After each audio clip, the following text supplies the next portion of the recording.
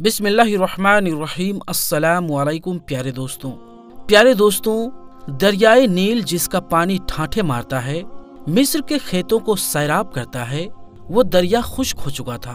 मिस्र के लोग ये देखकर परेशान हो गए। ऐसा पहली बार नहीं हुआ था। हर साल दरियाए नील खुश्क हो जाता था और मिस्र के लोगों का कहना था दरियाए नील हर साल इंसानी कुर्बानी मांगता है। जब वो ये कुर्बानी दे देते हैं तो दरियाए नील फिर से ठाठे मारने लगता है और लोग खुश हो जाते हैं। उनकी खेतियां फिर से लहलहाने लगती है। अब एक बार फिर दरियाए नील खुश्क हो चुका था और लोगों के चेहरे परेशानी से मुरझा गए थे। दरिया इस बार फिर इंसान की कुर्बानी मांग रहा था। वो सब मजबूर थे। उन्हीं दिनों हजरत अम्र बिन आस रजी अल्लाह तआला अन्हु ने मिस्र फतह किया था। मिस्र की फौजें मौजूद थी। अमीरुल मोमिनीन हजरत उमर बिन खत्ताब रजी अल्लाह तआला अन्हु ने हजरत अम्र बिन आस रजी अल्लाह तआला अन्हु को मिस्र का गवर्नर मुकर्रर किया था और उसके चंद दिन बाद ही दरियाए नील खुश्क हो गया। लोगों की परेशानी देखने के काबिल थी। लोग दरियाए नील में इंसानी कुर्बानी की तैयारियां करने लगे। अब लोग खुश थे कि दरिया इंसानी कुर्बानी के बाद फिर से बहना शुरू कर देगा और खुशहाली ही खुशहाली होगी। आखिर वो दिन आ ही गया जिस दिन एक इंसान की जिंदगी को दरियाए नील की भेंट चढ़ जाना था। लोग सुबह सुबह ही तैयार होकर बाहर निकल आए जैसे ईद का सामान हो। हर शख्स के चेहरे पर खुशी झलक रही थी। हजरत अम्र बिन आस रजी अल्लाह तआला अन्हु दरियाए नील के खुश्क होने की वजह से सख्त परेशान थे। जब उन्होंने ये सुना कि लोग दरियाए नील की भेंट चढ़ाने के लिए एक इंसान को कुर्बान करने लगे हैं तो वो तड़प उठे कि ये तो सरासर जुल्म है। दरिया के लिए एक इंसान को कत्ल कर देना कहाँ की अक्लमंदी है। हजरत अम्र बिन आस रजी अल्लाह तआला अन्हु अपने चंद आदमियों को साथ लेकर दरियाए नील की तरफ चल पड़े। वो उस कुर्बानी को हर हाल में रुकवाना चाहते थे। जब वो दरियाए नील के पास पहुँचे तो उन्होंने वहाँ अजीब समा देखा। लोग रंग बिरंगे कपड़े पहने हुए वहाँ मौजूद थे। हर शख्स के चेहरे पर खुशी थी। जब उन लोगों ने गवर्नर को देखा तो हैरान रह गए और सोचने लगे कि शायद गवर्नर भी उस कुर्बानी को देखने के लिए आए हैं। हजरत अम्र बिन आस रजी अल्लाह तआला अन्हु ने देखा कि लोग एक 15 साल की लड़की को वहाँ ले आए थे। उस लड़की ने रंग बिरंगे लिबास पहना हुआ था और जेवरात से लदी फदी थी। लड़की खौफ से कांप रही थी। उसका चेहरा हल्दी की तरह पीला हो चुका था। लड़की लड़खड़ाते हुए कदमों से आगे बढ़ रही थी। वो लरजती कांपती हुई लोगों के साथ दरिया के किनारे पहुंचकर रुक गई। उसने मुड़कर अपने बाप को देखा। बाप की आंखों में आंसू थे लेकिन वो मजबूर था। लोग उसकी बेटी को घसीटकर मौत के मुंह में धकेल रहे थे। वो कुछ नहीं कर सकता था। अपनी बूढ़ी आंखों से बेटी की मौत के मुंह में जाते हुए देख रहा था। लड़की की माँ तो गम से निढाल हुए जा रही थी। लड़की हाथ छुड़ाकर अपने बाप की तरफ भागी तो लोग उसके पीछे भाग खड़े हुए और लड़की को पकड़कर फिर दरिया के किनारे पर ले आए। लड़की रो रो कर एहतजाज कर रही थी, खुदा के लिए मुझे छोड़ दो, मैं मरना नहीं चाहती। लोगों ने उसे मजबूती से पकड़ लिया। हजरत अम्र बिन आस रजी अल्लाह तआला अन्हु के सब्र का पैमाना लबरेज हो चुका था। वो लड़की को लोगों की कैद से छुड़ाते हुए बोले, ये सब क्या है? तुम लोग इस लड़की को क्यों हलाक करना चाहते हो? लोग गवर्नर की बात सुनकर परेशान हो गए। लड़की भागकर अपने बाप के पास चली गई। लड़की की माँ ने आगे बढ़कर उसे अपने साथ लिपटा लिया।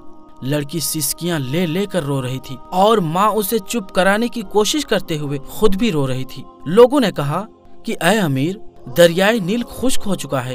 वो हर साल एक इंसान की कुर्बानी मांगता है। ये सुनकर हजरत अम्र बिन आस रजी अल्लाह तआला अन्हु ने नागवारी से लोगों की तरफ देखा और पूछा, क्या ये दरिया हर साल इसी तरह से खुश्क हो जाता है? लोगों ने जवाब दिया, हाँ, हर साल दरियाए नील इसी तरह से खुश्क हो जाता है और ये दरिया जब खुश्क होता है तो हम एक इंसान की जान की कुर्बानी देते हैं। उसके साथ ही दरिया का पानी बढ़ना शुरू हो जाता है और देखते ही देखते दरिया में तोग़यानी आ जाती है। हजरत अम्र बिन आस रजी अल्लाह तआला अन्हु ने कहा, यह तो जुल्म है।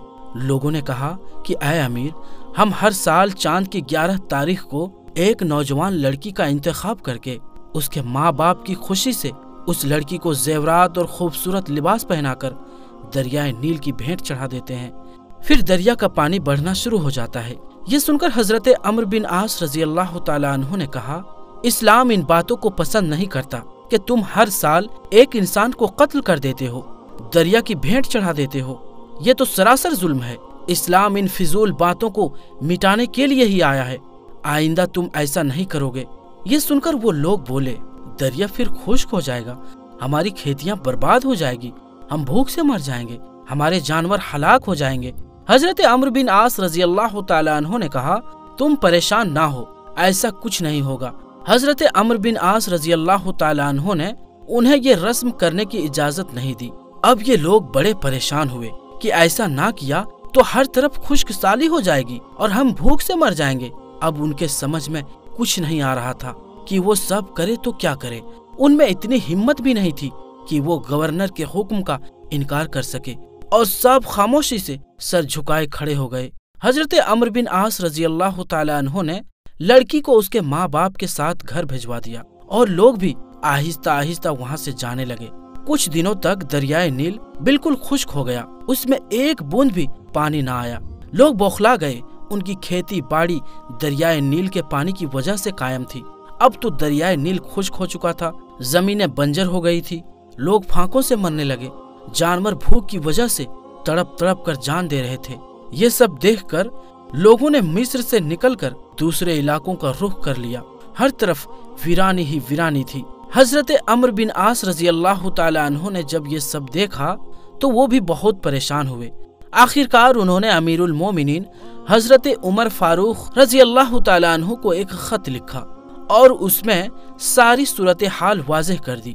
حضرت عمر رضی اللہ تعالیٰ عنہ نے جب یہ خط پڑھا تو آپ نے حضرت عمرو بن عاص رضی اللہ تعالیٰ عنہ کو جواب میں لکھا کہ تم نے مصریوں کو بہت اچھا جواب دیا۔ اسلام ایسی باتوں کی اجازت نہیں دیتا۔ اسلام تو ایسی فضول باتوں کو مٹانے کے لیے ہی آیا ہے۔ میں اس خط کے ساتھ ایک رکھا بھیج رہا ہوں، تم یہ دریائے نیل میں ڈال دینا۔ حضرت عمر فاروق رضی اللہ تعالیٰ عنہ کا خط پہنچا تو انہوں نے خط کے بعد وہ رکھا بھی پڑھ لیا جو دریائے نیل میں ڈالنے کے لیے تھا۔ اس میں لکھا تھا کہ خط اللہ کے بندے عمر بن خطاب رضی اللہ تعالیٰ عنہ کی طرف سے دریائے نیل کے نام ہے۔ اے دریا، اگر تو اللہ کے حکم سے بہتا ہے تو ہم بھی اللہ کے ہی حکم سے تیرا جاری ہونا مانگتے ہیں، اور تو اللہ کے حکم سے جاری ہو جا، اور اگر تو اپنی مرضی سے بہتا ہے اور اپنی مرضی سے ہی رک جاتا ہے تو پھر ہمیں تیری کوئی پرواہ اور ضرورت نہیں۔ حضرت عمرو بن عاص رضی اللہ تعالیٰ عنہ نے یہ رکھا دریائے نیل میں پھینک دیا اور واپس چلے آئے۔ جب صبح مصر کے لوگ بیدار ہوئے تو یہ دیکھ کر حیران رہ گئے کہ اللہ نے دریائے نیل کو اسی طرح سے جاری کر دیا ہے، بلکہ اب تو دریا میں پانی پہلے سے بھی زیادہ بڑھ گیا تھا اور دریا میں طغیانی آئی ہوئی تھی۔ لوگ یہ دیکھ کر خوشی سے چلا اٹھے کہ دریا جاری ہو گیا ہے۔ اس دن سے آج تک دریائے نیل کا پانی جاری اور ساری ہے، ایک لمحے کے لیے بھی دریائے نیل خشک نہیں ہوا۔ اسی چیز کو دیکھتے ہوئے کسی شاعر نے کیا خوب کہا ہے، زینت کے خزانے کو الماس کہتے ہیں، لگے تڑپ پانی کی تو اسے پیاس کہتے ہیں۔ یوں تو سب کی پیاس بجھاتا ہے دریا، جو دریا کی پیاس بجھا دے اسے عمر بن خطاب کہتے ہیں۔ تو دوستو، ہم یہ امید کرتے ہیں کہ ہماری آج کی یہ ویڈیو آپ کو ضرور پسند آئی ہوگی۔ ویڈیو کو لائک کرنے کے ساتھ ساتھ دوستوں رشتہ داروں میں ضرور شیئر کریں، اور ایسی ہی ویڈیوز دیکھنے کے لیے ہمارے چینل عالمی جنکشن کو بھی ضرور سبسکرائب کر لیں، اور ساتھ میں لگے بیل آئیکن پر بھی ضرور کلک کر دیں۔ تو دوستو، ہم ملتے ہیں پھر کسی نئی ویڈیو میں، تب تک کے لیے السلام علیکم، اللہ حافظ۔